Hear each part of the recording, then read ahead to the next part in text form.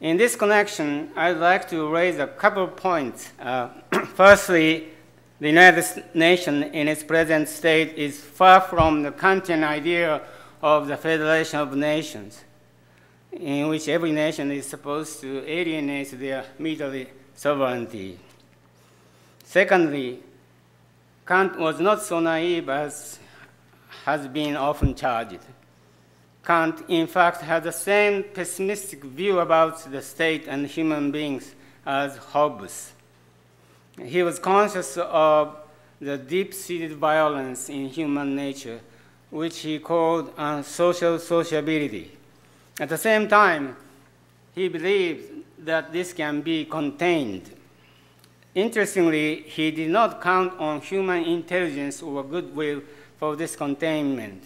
He says in his thesis, Idea for Universal History with a Cosmopolitan Intent. Okay, quote, that means which nature employs to bring about the development of innate capacities is that of antagonism within society, insofar as this antagonism becomes, in the long run, the cause of the law-governed social order. By antagonism, I mean, in this context, the unsocial sociability of men, that is, their tendency to come together in society, coupled, however, with a continual resistance which constantly threatens to break this society up. According to Kant, the federation of states and ultimately a world republic will be brought about not by human goodwill and intelligence, but their unsocial sociability and its concomitant wars.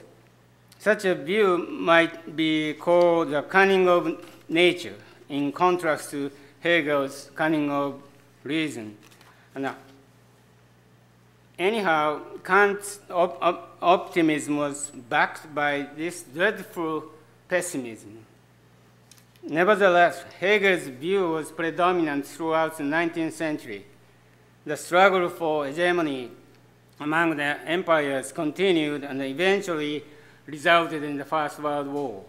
However, the devastation brought by this war induced people to reconsider a Kantian notion of perpetual peace. In this sense, it may be said that the League of Nations was actualized by the cunning of nature. The same is true of the United Nations, which was formed as a result of the Second World War. Okay.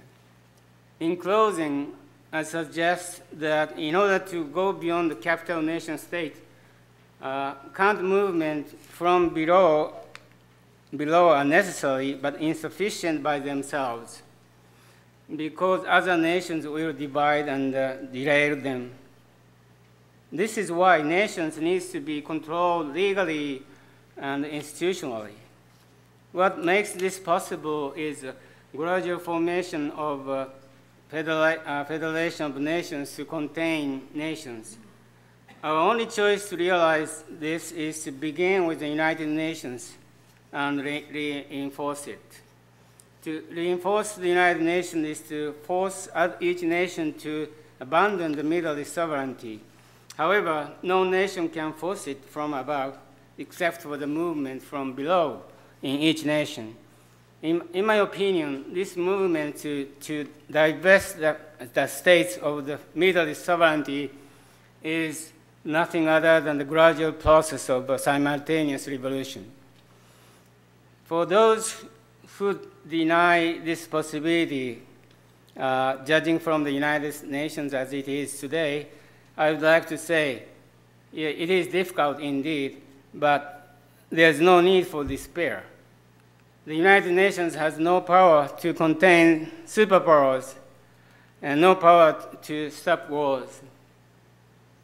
But what is the consequence of all this? A world war will take place again. But eventually, the new Federation of Nations will be organized in a higher form. That is the cunning of nature. Of course, I do not wish for this to happen at all, I simply want to cast light on the importance of Kantian ideas.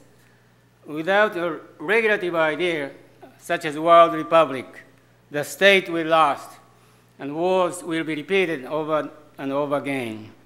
Capitalism will continue and devastate our living environment against human will. Actually, without such a regulative idea, not even social democracy will be sustained. It will lose itself under the never-ceasing influence of capital nation state. Thank you.